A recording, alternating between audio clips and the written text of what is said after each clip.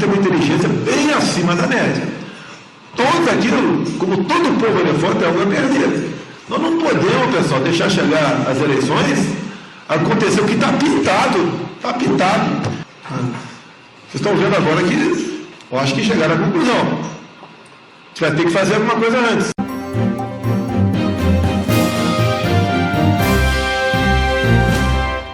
O ex-presidente Bolsonaro convocou um ato político em apoio a ele no próximo domingo.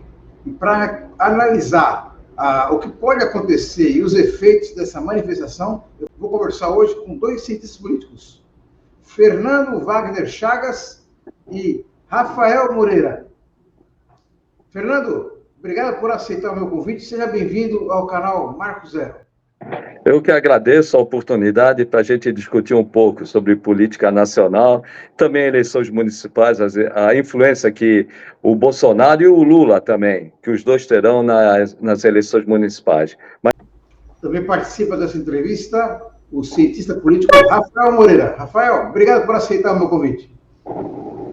Imagina, Marco, sempre um prazer, uma alegria debater tanto com você quanto com o Chagas, meu colega de profissão, e fico à disposição aqui para a gente poder debater um pouco sobre esse dia 25 e sobre o papel que Bolsonaro segue cumprindo ainda no sistema político brasileiro. Pois eu queria começar conversando com vocês sobre justamente esse ato.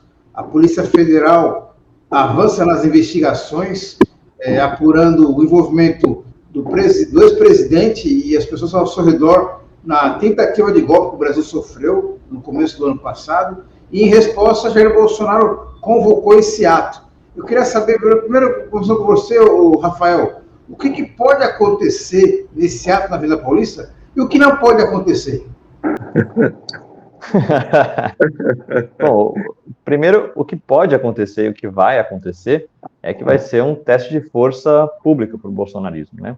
Vai lembrar, já faz algum tempo aí que o Bolsonaro não tem tentado se colocar publicamente em meio aos seus apoiadores numa manifestação de massa, né? A última grande manifestação de massa do seu campo, né, do campo bolsonarista na política brasileira, foi justamente a tentativa de golpe de 8 de janeiro do ano passado, né?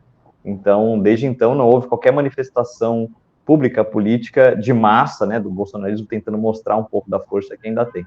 Então, uma das coisas que pode acontecer, e que eu acho que de fato vai acontecer, vai ser Bolsonaro medir forças para apresentar qual capital político que ele tem nesses últimos anos e qual capital político ele acumulou até então, né? Então, a gente sabe, enfim, ele ainda é uma força política relevante na política brasileira.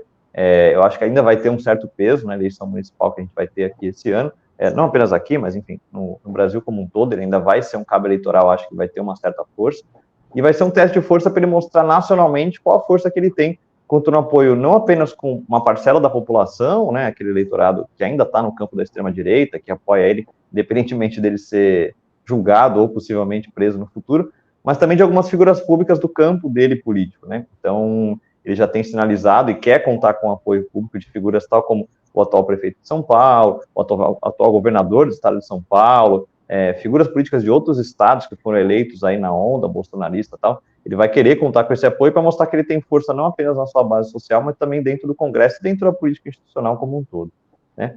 Agora, o que não pode acontecer é o que ele não pode, mais uma vez, atentar contra o Estado Democrático de Direito, né?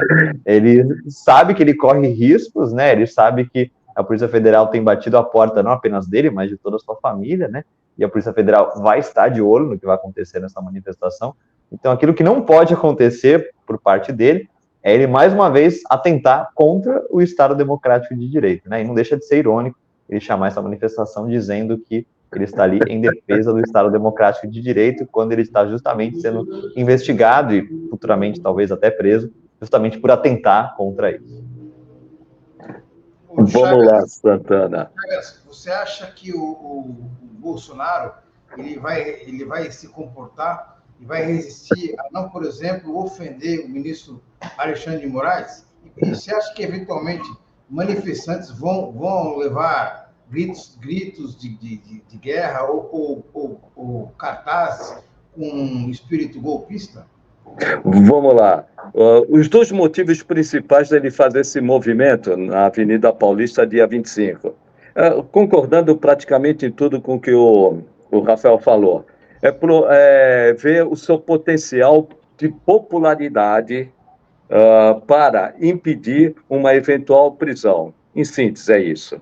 Primeiro motivo, ele quer ver a força popular que ele tem, se ele ainda consegue movimentar a massa, colocar o povo na rua, para utilizar isso como um impedimento da sua condenação, e mais ainda do que a sua condenação, a sua prisão. Outro ponto, ele tem perdido muitos apoios políticos no Congresso e também no partido. Ele está fazendo esse movimento praticamente obrigando todos aqueles que são seus aliados e aqueles que foram beneficiados pelo seu apoio, o caso do governador do estado de São Paulo, Tarcísio de Freitas, a comparecerem a esse movimento para ele mostrar força. Olha, eu tenho o povo do meu lado e tenho os políticos do meu lado. Então, vocês não podem me julgar, vocês não podem me condenar, vocês não podem me prender.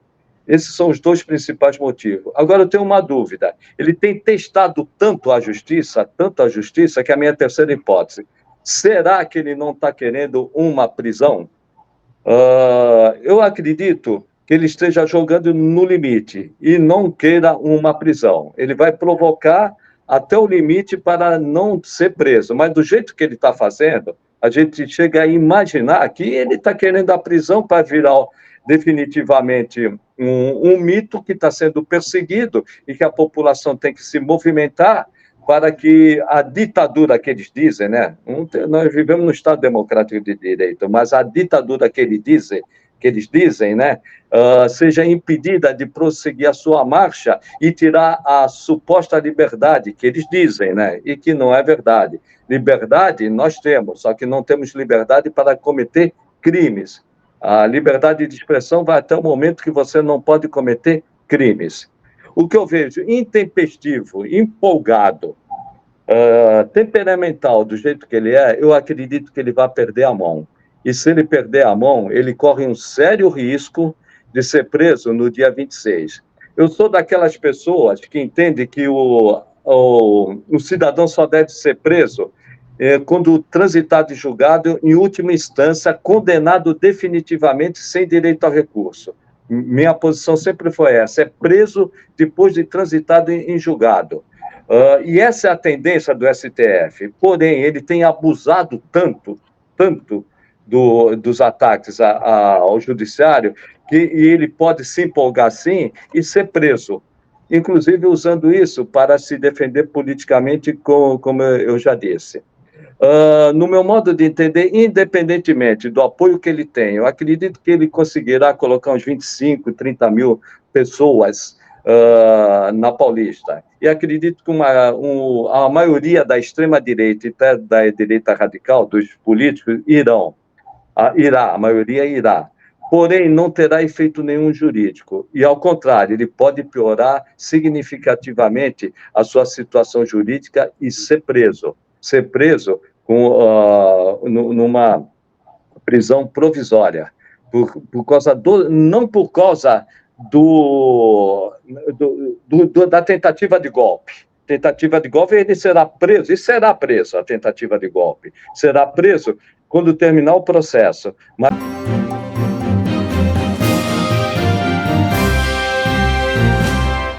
A sua pergunta, ele deu o apito de cachorro. Não vão com faixa, não vão com isso, não vão xingar ninguém, vão com faixa sim e vão xingar sim. E aí ele vai se empolgar, o pessoal que vai estar do lado dele vai se empolgar, e aí é o grande risco. E só para encerrar essa parte definitivamente, se ele está ameaçando, como eu penso, a democracia, usando a sua popularidade, a sua força política que ele imagina ter, para não ser preso e colocar o povo na rua contra o judiciário, que seja feito já. Porque a tendência dele é fazer uma manifestação, 2 manifestações, 3 manifestações, e assim sucessivamente, e desgastar o judiciário. Já que nós vamos ter o Brasil, mais uma vez, vai ter que sofrer outra perturbação social, então que seja já. Se ele abusar, que o STF determine a prisão provisória dele. Que aí vão fazer o teste definitivo, se ele tem ou não tem força para movimentar a população, movimentar os políticos contra a sua prisão, contra o seu julgamento, contra a sua condenação. Agora, o Rafael, tem outra liderança política aí que está literalmente andando na corda bamba, que é o governador Tarcísio Gomes de Freitas. Porque ao mesmo tempo que ele é muito grato ao ex-presidente Bolsonaro pela sua eleição a governador, ainda assim ele precisa ter uma boa relação com o governo federal, até para poder fazer, viabilizar obras importantes na sua gestão no estado de São Paulo. O Tarcísio já falou que vai participar desses atos na Avenida Paulista com o presidente Bolsonaro.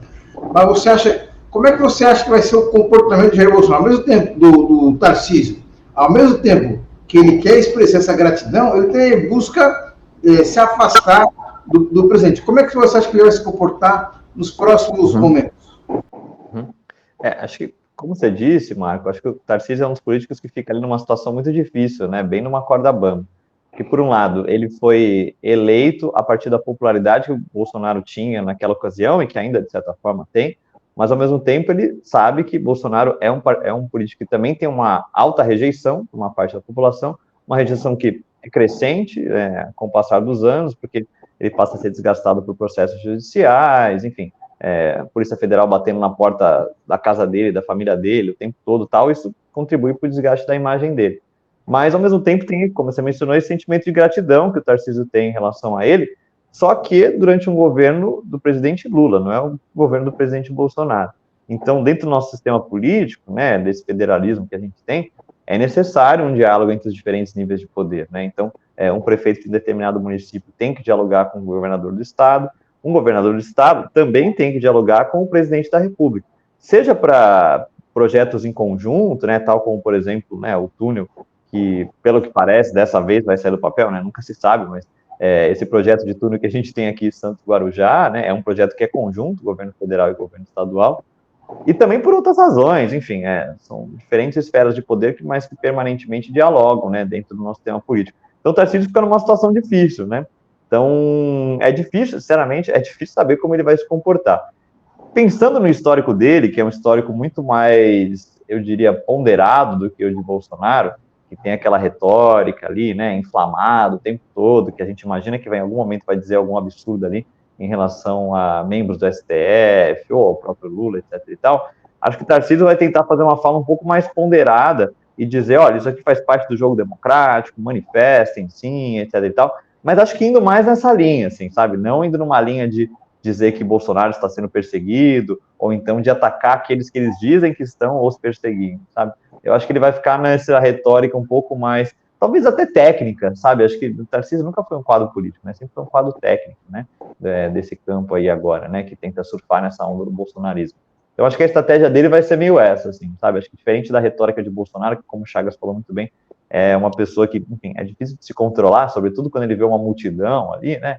Falando aqueles absurdos que ele fala, né? Até, enfim, alguns irônicos, né? De imbrochável, etc e tal. Acho que o Tarcísio não vai querer inflamar a população para dizer esse tipo de coisa, sabe? Acho que ele vai tentar ficar ali numa coisa mais política, entre aspas, ainda que todos ali sejam políticos. Chagas, como é que o Tarcísio sai dessa? Não sai. Ele está naquilo que a gente fala popularmente, numa saia justa, né? Se ele não vai, ele vai ter um ataque, principalmente nas redes sociais, do bolsonarismo. E perde definitivamente os votos do Bolsonaro. E ele entende que os votos do Bolsonaro são importantes para ele se reeleger daqui a 3 anos, né? Daqui a 3 anos. Se ele vai, ele corre um sério risco de ter perder apoio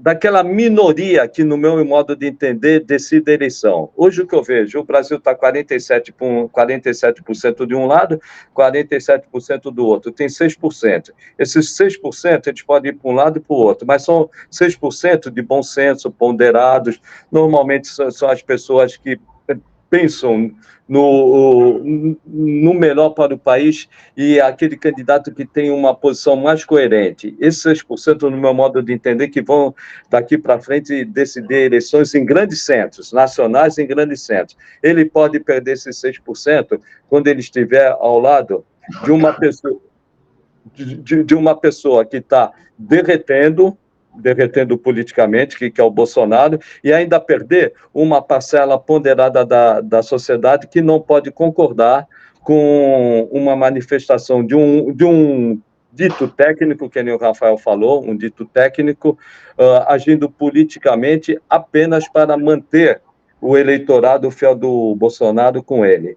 E o que mais tem me impressionado, vai haver um grande número de políticos querendo o legado do Bolsonaro.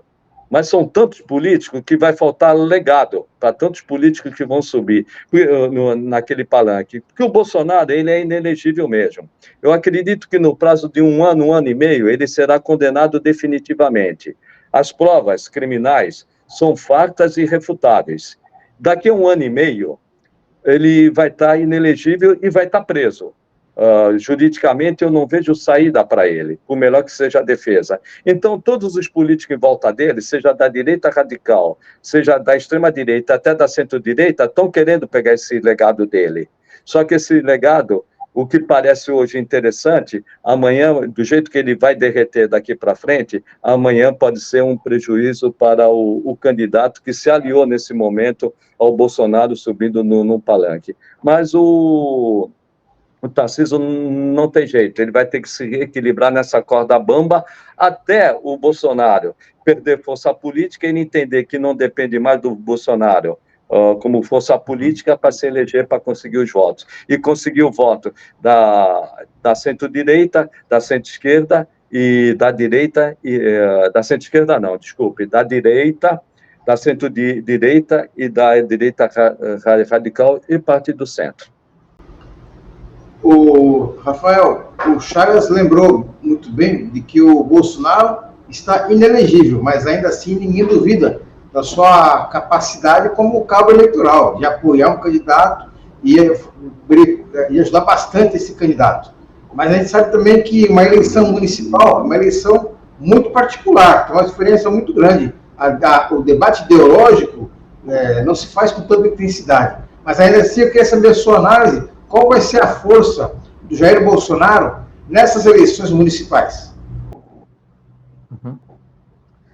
Então, Marco, eu acho uma força política bastante grande nessa eleição, sobretudo naquelas cidades onde ele teve uma boa votação na última eleição, mesmo já estando desgastado, já sabia muita coisa que tinha acontecido no seu governo e tal, mas se a gente pegar as cidades onde ele teve uma boa votação na última eleição, nessas cidades ainda rola ali meio que um núcleo duro, eu chamaria, do bolsonarismo, que segue ainda até articulado, de certa forma, e as cidades aqui da Baixada Santista são parte desse núcleo duro, né? É só ver que são as mesmas cidades que estão organizando carreatas para irem para a manifestação do dia 25, né? Se você acompanha as redes sociais das lideranças do campo da extrema-direita aqui na Baixada Santista, elas estão financiando ônibus, estão se organizando para ir para essa manifestação, etc e tal. Então, isso mostra que existe ainda uma força política do bolsonarismo nessas mesmas cidades onde ele ainda teve uma boa votação na última eleição, nessa tentativa dele de se reeleger, né? Então, acho que ele vai ser um cabo eleitoral ainda forte, ainda que, como você mencionou, nas eleições municipais a gente tem muito pautas locais, né? Então, a questão da zeladoria da cidade, enfim, coleta de lixo, arborização, etc e tal, mas sem descartar que a conjuntura nacional, ela tem ainda uma certa influência, né, no contexto local, sobretudo econômico, né? Então, você tem um governo que no plano nacional está indo bem, no plano econômico, com certo apoio, popularidade, etc e tal, algumas candidaturas em nível local vão tentar colar nesse governo federal, né? Se você tem um governo que tem uma alta rejeição no nível nacional, candidaturas locais vão tentar colar essas pessoas que vão tentar surfar nessa onda, essa imagem, né? Falar, olha, tá ruim por causa dessas pessoas que também estão aqui em nível local fazendo isso, aquilo, etc. Então, o plano nacional, de certo, influencia, né? E a gente tem dado que sinaliza um pouco isso, né? Se a gente pega, por exemplo, a eleição de 2002 do Lula, né? A primeira vez que ele foi eleito, as eleições de 2000, as eleições municipais de 2000, tinham sido o melhor desempenho do PT até então, em nível municipal. Então, isso mostrava já que o partido já tinha um grau de organização em nível local, que poderia ser benéfico para uma candidatura do Lula em 2002 chegar em locais onde ele ainda não tinha chegado nas eleições passadas. Então, o partido dele, na ocasião, já estava mais enraizado, então, sinalizava que havia mais diretórios, havia mais militância de base, etc. e tal. Então, tem um certo... não é completamente casado uma eleição municipal, mas as eleições municipais dão alguns sinais para as eleições nacionais e vice-versa. Né? Você consegue perceber algumas movimentações que acontecem. Então, por exemplo, partidos que têm crescido de bancada a cada eleição, você imagina que isso está acontecendo porque elas têm uma base local já mais organizada, um diretório mais estruturado, vão contar com mais repasse de dinheiro de fundo eleitoral, fundo partidário, etc., e que tem mais militância organizada nessas bases para poder ter um desempenho melhor nas eleições locais. Então, uma eleição dá sinais para outra, a gente consegue pegar alguns sinais das eleições, ainda que elas não sejam completamente casadas. Chagas, os candidatos a prefeito de um espectro político mais conservador querem os votos do eleitor bolsonarista, mas ainda assim querem uma distância de Jair Bolsonaro e todas essas pessoas que o apoiam, que têm o perfil político similar ao deles. Um caso muito típico é o prefeito de São Paulo, Ricardo Nunes, que busca a reeleição. Você acha que esses candidatos eles têm realmente uma capacidade de conseguir a vitória, mantendo esse namoro com o bolsonarismo e, ao mesmo tempo, flertando com o eleitor do aspecto mais moderado? Pela primeira vez, eu vejo uma influência muito grande da ideologia, vamos chamar de ideologia, nas eleições municipais. Participo de eleições municipais há 44 anos.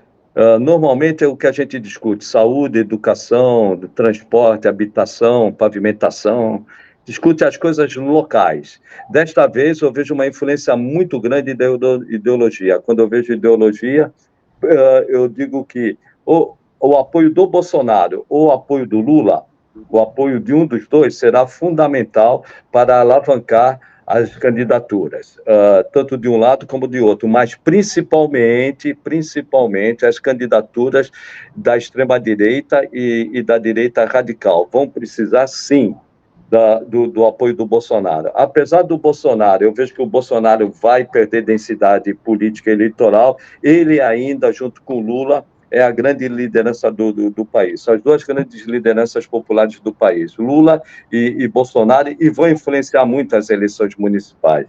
Repito, principalmente na extrema-direita e na direita radical.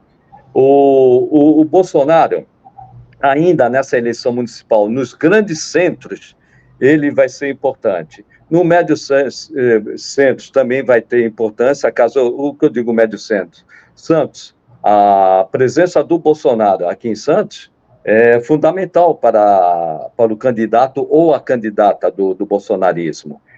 Então, médios e grandes centros, eu vejo que o Bolsonaro, apesar de perder densidade, ele vai ter a sua importância. No caso específico do prefeito de São Paulo, Ricardo Nunes, ele também, como o Bolsonaro, está andando no fio de navalha.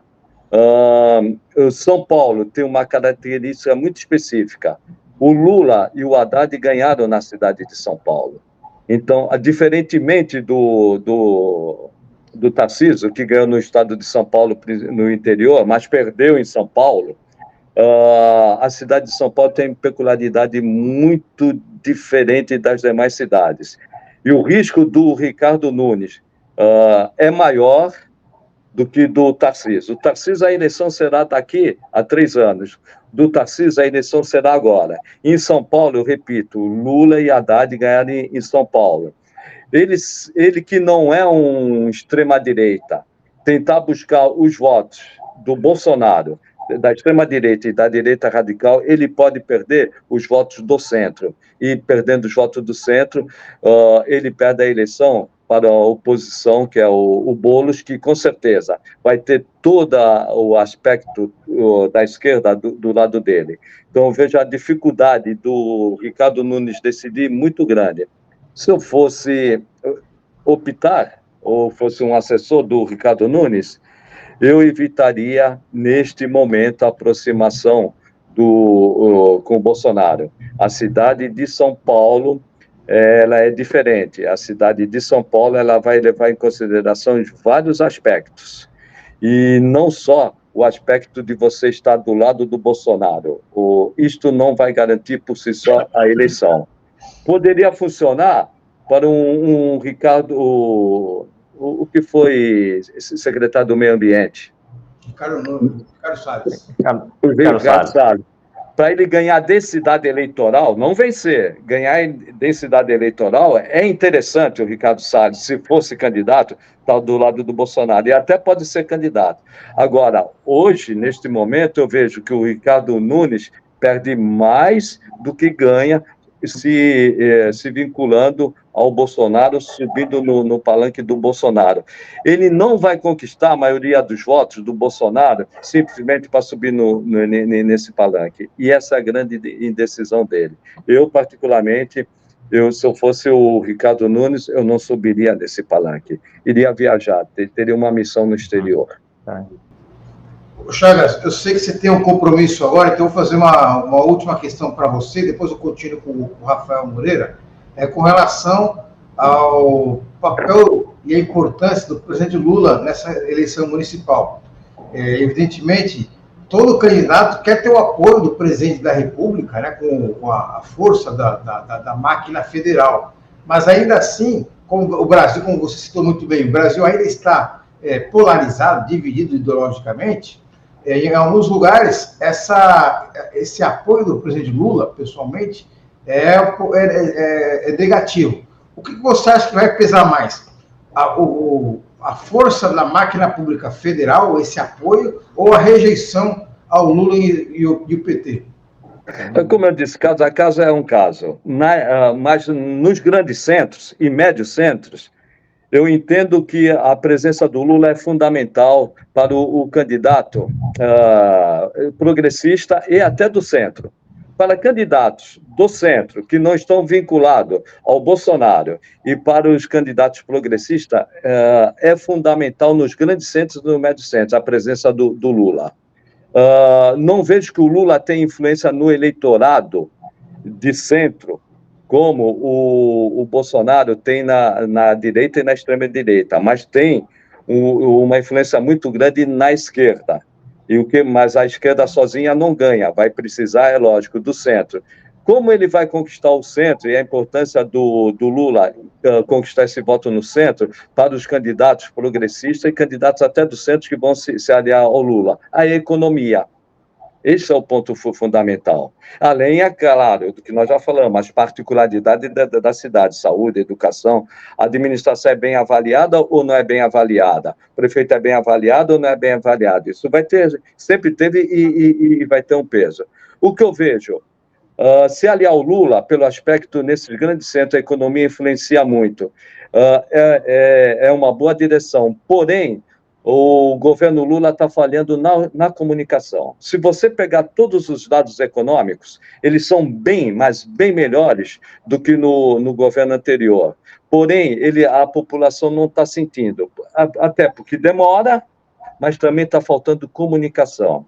Eu vejo o grande erro deste governo é a falta de comunicação, de mostrar aquilo que está sendo feito lentamente, gradativamente, mas já está tendo efeito, mas eles não estão sabendo comunicar, principalmente nas redes sociais. Quando você vê um embate nas redes sociais entre a direita e a esquerda, você vê uma vantagem muito grande da direita, é um banho da direita. Agora, em hipótese nenhuma, eu abriria a mão, mesmo eu não sendo de esquerda, mas num grande centro, eu podendo ter, e sendo de centro, eu podendo ter o apoio do Lula, sabendo que a economia vai bem e vai crescer ainda mais. Não vai ser o super crescimento, mas vai ser um bom crescimento satisfatório para a população em geral. Eu pegaria, assim, o apoio do Lula com toda certeza. De esquerda, com toda certeza. Do centro, que não tende para o Bolsonaro, eu, logicamente, tenderia a pedir o apoio do Lula, e dependendo da cidade, caso de São Paulo é positivo, subir no palanque. Agora, tem cidades médias que são extremamente conservadoras, ele subir no palanque, é lógico que ele vai tirar voto. Mas aquelas cidades que não tem o antipetismo encarnado, como algumas cidades conservadoras, é importante sim a presença do Lula. Fernando Wagner Chaves, agradeço muito a sua participação. Espero contar com a sua presença aqui no Marcos em outras oportunidades. Fernando, obrigado e até a próxima. Até a próxima. Um abraço, Rafael. O Rafael Moreira, eu queria ainda insistir nesse tema, o peso do presidente Lula como cabo eleitoral na eleição municipal e também o índice de rejeição que ele tem em muitas cidades. O que vai pesar mais na sua avaliação? Eu acho que cada cidade é uma cidade, né? Então, pegando um pouco o gancho do que o Chagas falou um pouco antes, você pega, por exemplo, uma cidade como São Paulo, né? A maior cidade do Brasil, uma cidade profundamente urbanizada, metropolitana, tal. A cidade de São Paulo é uma cidade que historicamente oscila bastante, né? Então, é uma cidade que já elegeu, por exemplo, uma Luísa Erundina, Marta, Fernando Haddad, mas também é uma cidade que ele já elegeu Maluf, Kassab, Celso Pitta, Dória, né? Então, enfim, é uma cidade que, assim como qualquer centro urbano, ela oscila bastante entre os diferentes polos ideológicos, né? Então, ora ela está no campo progressista, ou ela está no campo conservador. Diferente, por exemplo, do interior de São Paulo, né? Que é profundamente conservador, né? Então, candidaturas a governador de estado que são do campo conservador, elas sempre se beneficiam, né, do interior, do voto que elas conseguem conquistar no interior do estado, não do que elas conseguem conquistar na capital, né? E aí, a Baixada Santista, aqui onde a gente está, ela se comporta como interior do estado também, né? Aqui, apesar de algumas pessoas acharem, por exemplo, que é uma cidade grande, etc, tal, não é, né? Isso aqui é enfim, muitas vezes uma cidade pequena de frente para a praia, se comportando enquanto tal, né, ideologicamente, né? Então, candidaturas que têm um apoio do bolsonarismo, em cidades onde o bolsonarismo ainda está enraizado, né, etc e tal como é a nossa, e tal como são outras cidades do interior do estado, são cidades onde Lula vai ter muita dificuldade para ser cabo eleitoral e ajudar a eleger pessoas. Enquanto que numa cidade tal como São Paulo, como eu falei, que oscila bastante entre os dois polos ideológicos, ali ele é um bom cabo eleitoral, né, até por conta da votação que ele teve na última eleição, na cidade especificamente, que Fernando Haddad teve na outra, né, assim como o Chagas falou. Então, isso varia muito de cidade para cidade, né, depende do quanto que o bolsonarismo ainda está enraizado, o quanto ainda conta com quadros, o quanto ainda está articulado, né, que vale lembrar também disso, né, o bolsonarismo, ele é uma força política grande ainda, a extrema-direita ainda é relevante, mas ela está pulverizada em vários partidos, ela nunca conseguiu se organizar político-partidariamente em um único partido, né, o Aliança Brasil nunca deu certo, o Bolsonaro depois entrou para o PL, já tinha passado pelo PSL, etc e tal, então o bolsonarismo ele está disperso por vários partidos, se ele fosse articulado, ele seria uma força política gigantesca, assim, monstruosa. Ele ainda é uma força política boa, mas o fato de ele ser pulverizado, até porque eles próprios não conseguem chegar em consenso em nenhum momento, tem muita coisa do ego ali, muitas vezes e tal, o fato de ele estar pulverizado em vários partidos é maléfico para eles, e, enfim, acho que eles não sacaram isso em nenhum momento, e, enfim, sacaram em algum momento, tentaram articular o Aliança Brasil, mas nem isso eles tiveram, enfim, competência para se articular ali político-partidariamente. Então, acho que, para voltar na sua questão, eu acho que depende muito de cidade para cidade, né? Então, enfim, cada cidade tem uma conjuntura muito diferente. E aí, assim, a gente consegue avaliar se Lula vai ser um cabo eleitoral bom ou não, a depender da conjuntura que ela tem. O presidente Lula volta ao poder depois de 20 anos que ele foi eleito pela primeira vez, no primeiro mandato como presidente da República. E a situação no Congresso Nacional é muito diferente da que ele encontrou em 2003. E o Congresso Nacional, principalmente a Câmara dos Deputados, assumiu um poder, um protagonismo que nunca se tinha visto antes na história desse país. Como é que você acha que o presidente Lula está se saindo nesse relacionamento aí com o Congresso Nacional? Não teria outro jeito, ou você acha que se é possível fazer esse relacionamento de outra maneira? Uhum. Eu acho que ele está saindo melhor do que eu imaginava, sendo bem sincero, Marco. Como você falou, a conjuntura da política brasileira, do Congresso brasileiro é muito diferente, né? Se a gente for comparar 2002 com 2022, né? Então, como você disse, o Poder Legislativo tem mais protagonismo hoje em dia, o Poder Legislativo é mais pulverizado hoje em dia, né? Então, se a gente pega a quantidade de partidos efetivos que a gente tem, que é o índice que a gente usa para medir quantos partidos existem de fato com peso, né? Então, é um índice que cresceu muito de 2002 para 2022, então a gente tem mais partidos representados e mais partidos com força, né? Ainda que a cláusula de barreira esteja cumprindo um papel nesse sentido e começando a dar uma enxugada, né, no sistema partidário, né? A gente está caminhando nesse sentido, mas o poder legislativo, quando o Lula chega ao poder agora em 2022, é diferente daquele de 2002. Então, o que acho que tem ajudado ele, né, e aí acho que, enfim, acho que é aí o que surpreende a gente, ajuda a entender como é que a relação dele com o poder legislativo tem sido melhor do que a gente imaginava, é a conjuntura econômica, né? Se a gente pega a conjuntura econômica de 2 anos para trás, pensando no que foi o governo Bolsonaro, a conjuntura econômica atual, ela é muito diferente, né? Então, enfim, a gente não tem mais uma inflação que é galopante, o cenário do desemprego tem melhorado pouco a pouco, né? Ainda que a informalidade ainda esteja alta, e acho que é importante sempre destacar isso, né? Enfim, a gente faz também a crítica quando é necessário, a informalidade ainda é alta, mas ainda assim a taxa de desemprego tem caído, né? E as pessoas têm percebido isso, as pessoas têm sentido isso, né? Enfim, a gente vai no supermercado, a gente consegue comprar a mesma quantidade de coisa a cada semana, a gente não está tendo que reduzir aquilo que a gente leva no supermercado a cada semana, né? As pessoas percebem isso, as pessoas percebem que, enfim, a gente voltou a comprar carne com mais frequência, esse tipo de coisa está acontecendo. Então, o fato de ter uma conjuntura econômica melhor do que a gente tinha no governo Bolsonaro tem beneficiado ele na relação com o Poder Legislativo, porque parlamentares querem surfar um pouco nessa onda, né? É positivo você ter a sua imagem associada a um governo que está levando a uma melhora na condição econômica, né? Se fosse um cenário completamente contrário, né? Se fosse um completo caos econômico, sei lá, como está a Argentina, por exemplo, uma inflação galopante, quem vai ser o deputado ou o senador que vai querer ter a sua imagem atrelada a quem está levando a esse cenário de caos? Lógico que ninguém, né? Você vai querer ter a sua imagem atrelada a quem está levando a um cenário de estabilidade, etc. e tal.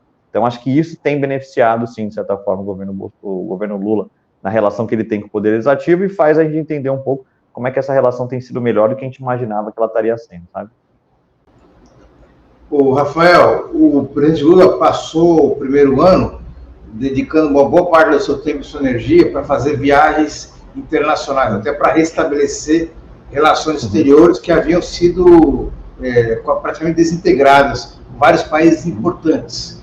E agora, a grande polêmica da vez é com relação às declarações dele sobre o conflito na Palestina, principalmente em relação à faixa de Gaza.